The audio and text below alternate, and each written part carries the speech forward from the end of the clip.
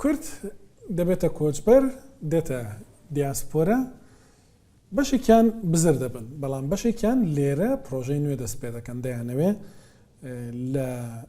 نیشتیمان بزوری کدا کبزوریان نیشتیمانی بزوریه نیشتیمانی کی نوی دیانوی جانی کی نوی دست پیدا کن بلام با کردستانی شو بس تراوبن یکی لو پروژه نه هی قیسو جانا که لیره لألمانیا دستی با پروژه کردو بوی که بشوی آنلاین هر پرتوکی که کردی که ویستت لهر جگه که دنیا بی دستت بکوید. ناوی پروژه که ماک پرتوکا ناوی که زور بالکشه که قیسو لیره ل استودیو لگال مانه پیم خوشه پیشتر کرده راپورت کی لسر ببینن دوای گفتگوی لگال دکم. Magpertuk ist die internationale Online-Buchhandlung für kurdische Bücher.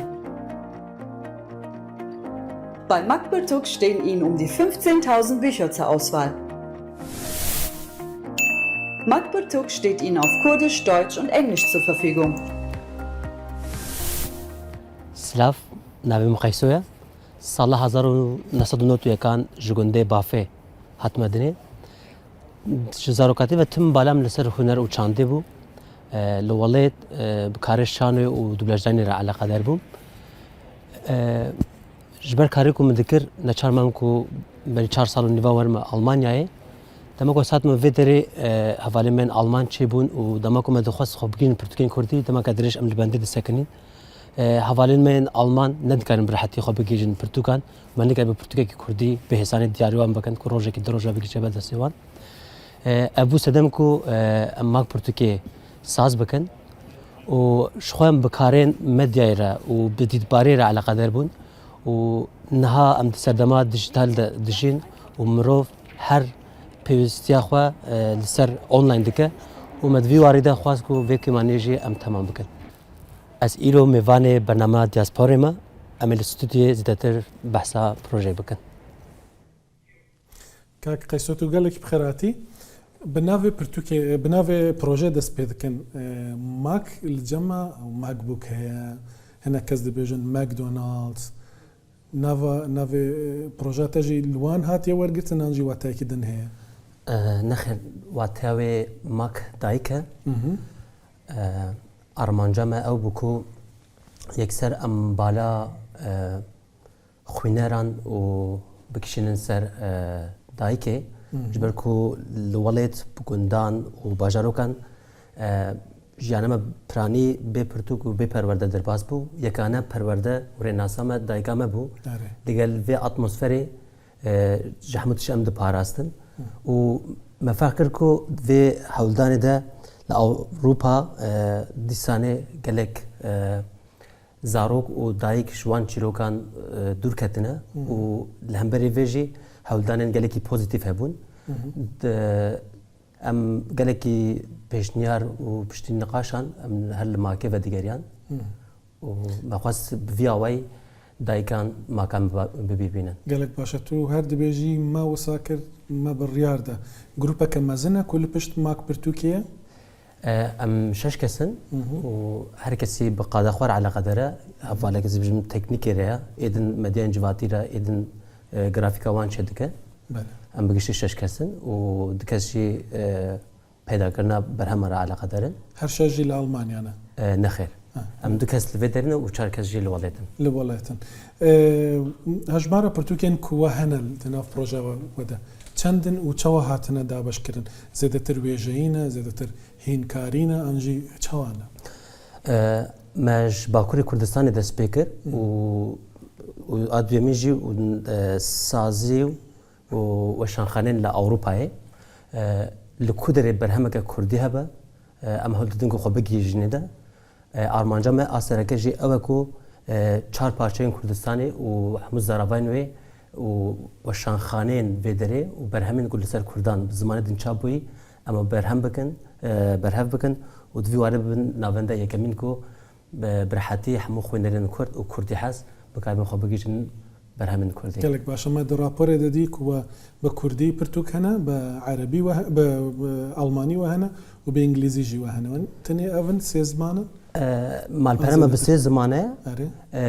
لێ هەر بژم تایبەتی زەرابین کوردی ئەرێ و بەرهەمێن و زمانی دن ئێ لەسەر کوردان چاپ بووی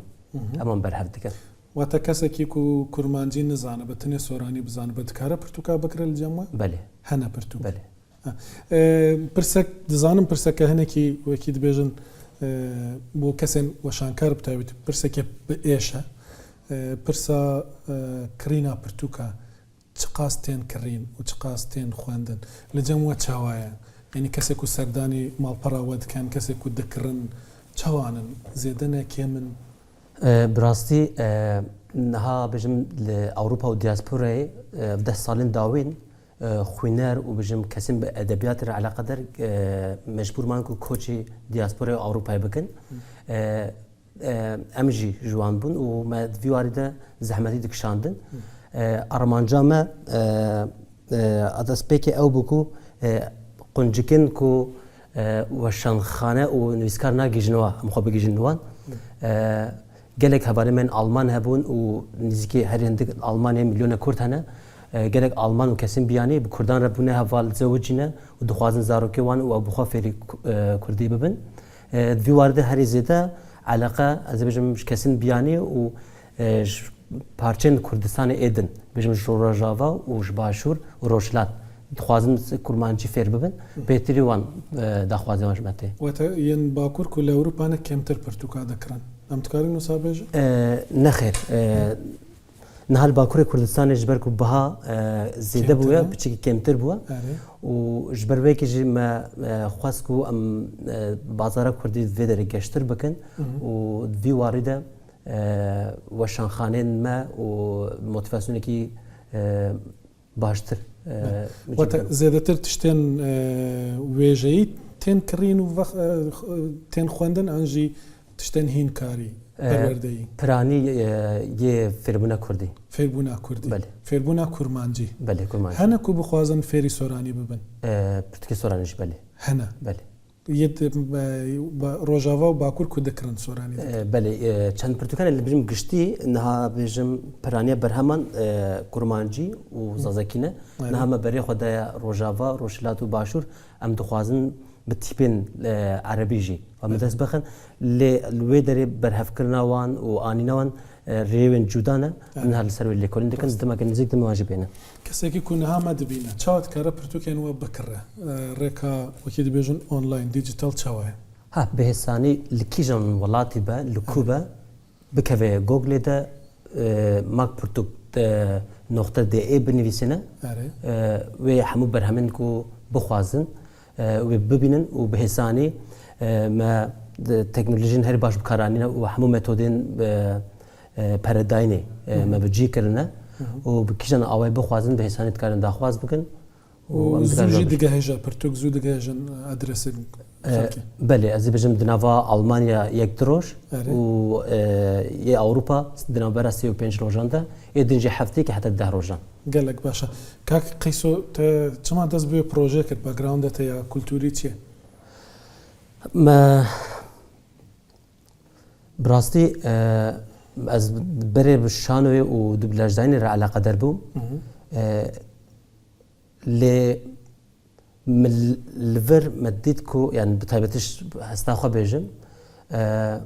zarok piranî malbatên ku diçûn bê pirtûk bûn bê çîrodiman û tişa ku em welêt jiyayê êşê ku me dîtî li vê derê jî bûn zarok siba diçûn dihatin di nav Almanya de dihatin deh peyvan diya xwe re dişarîn anna ew negatîvbûnê li ser me em jiyayê me xwest ku zarok vê tişt nebin û pozîtîv bijîn û hêsantirîn ez ê bêjim karibin entegrê vî welatê bin Almanya wan re baş gelek spas kak qîsocan ku digel min bûyî projeya mak pirtûk gerek ez bêjim nizam li kîjan kamîra ez bêjim li vir bêjim soranî jî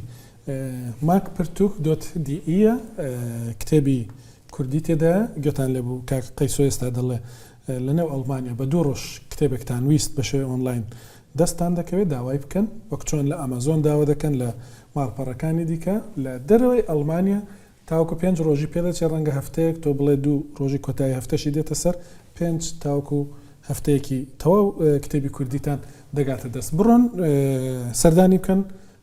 هیچ نەبێ ببینن بزانن کتێبی کوردی چی تێدا گەلێک سپاس کاک قەیسۆک و دگەڵ من بۆی لەڤەر گەلێک سپاس لەسەر ناوێ ماکوتێکی ئەمژی سپاس ساریە و گەلێک سپاس دەکەن